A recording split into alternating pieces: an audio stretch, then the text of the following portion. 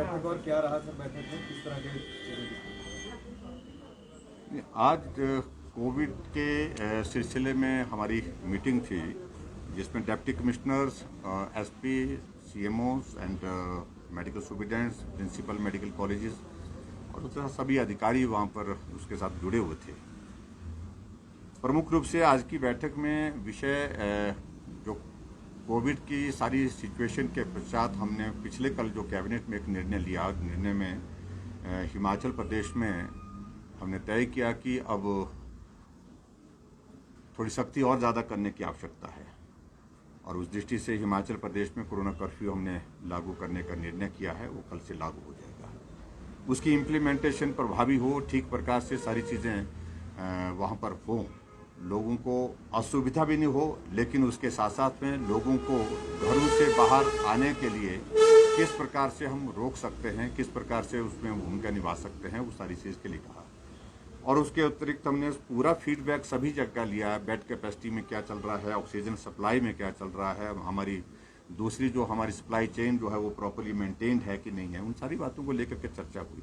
Field के जितने भी इश्यूज आते हैं उन सारी चीज़ों पर डिस्कशन हुए। डिस्कशन के पश्चात जो है कुछ निर्णय हुए हैं और उन बातों को लेकर के आगे बढ़ेंगे। क्या फीडबैक है sir, SPs and deputy commissioner से आपने बातचीत की है, क्या फीडबैक है फ्रॉम देम?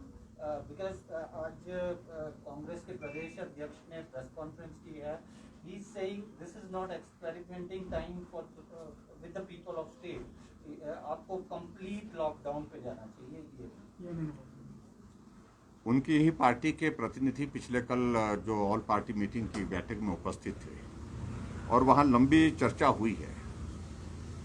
लॉकडाउन एक ऑप्शन हमारे सामने निश्चित रूप से था, लेकिन उसके साथ में हमने इस बात को अनुभव किया कि लॉकडाउन के कारण बहुत बड़ा आर्थिक दृष्टि से भी ऐसे वर्ग को नुकसान होता है जो सुबह से शाम तक कमा करके लाता है और परिवार को खिलाता है। उस दृष्टि से जीवन भी चलना चाहिए और कोविड भी रुकना चाहिए। इसके लिए क्या तरीका निकल सकता है, उसका रास्ता निकालने के लिए प्रयत्न किया गया है और मैं समझता हूं कि उनको इस बात को समझना चाहिए एक्सपेरिमेंट वाली कोई बात नहीं है।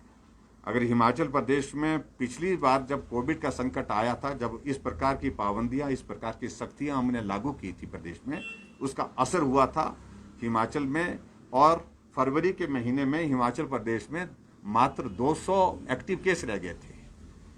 ऐसी सिचुएशन में जब पूरे देश भर में कोविड चल रहा है और बहुत तेजी से फैल रहा है, बहुत तेजी से लोगों की दुखद मृत्यु हो रही है, ऐसे शब्दों का चयन उनको नहीं करना चाहिए।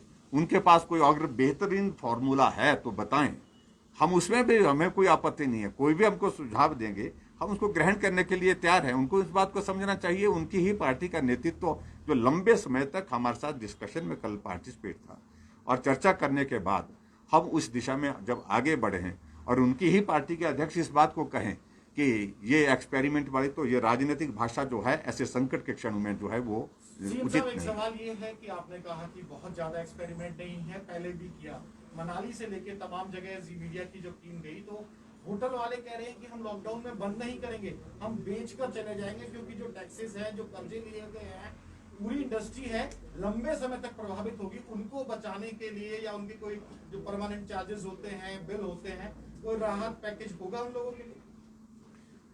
मैं इस बात को बड़ा स्पष्ट करना चाहता हूं कि आज की परिस्थिति उस प्रकार की नहीं है कि सब लोगों को हम राहत का कोई पैकेज देने की स्थिति में। आज जीवन को बचाना हमारे लिए महत्वपूर्ण है।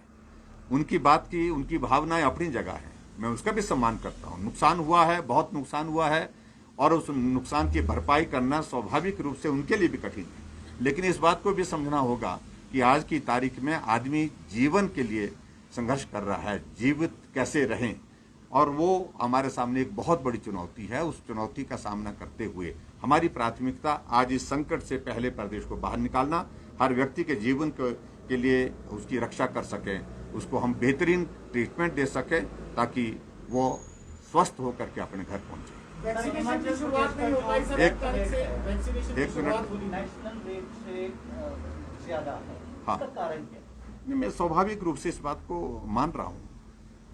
जो फैक्ट्स हैं वो फैक्ट्स, उसमें मना करने का कोई मतलब नहीं बनता है। वजह यह है कि संक्रमण होने के बाद लोग देर से हॉस्पिटल पहुंच रहे हैं, एक बहुत बड़ा कारण ये बताया जा रहा है।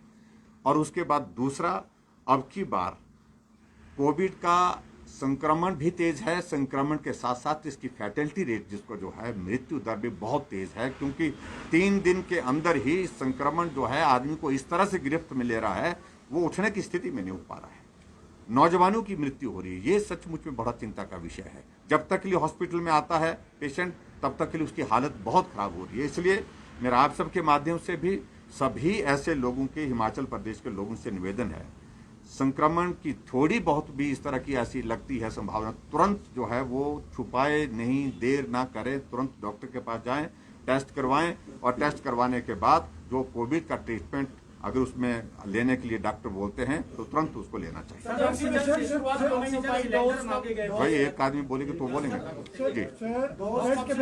वैक्सीनेशन की शुरुआत होनी थी, एक चर्चा, वैक्सीनेशन का एक अभियान हमारा चला हुआ है, लगा दिया गया, उनके वैक्सीनेशन का अभियान हमारा चला हुआ है। एक अभियान जो 45 से अबव जो चल रहा है वो व्यवस्थित ढंग से चल रहा है, उसमें कोई भी कठिनाई नहीं है।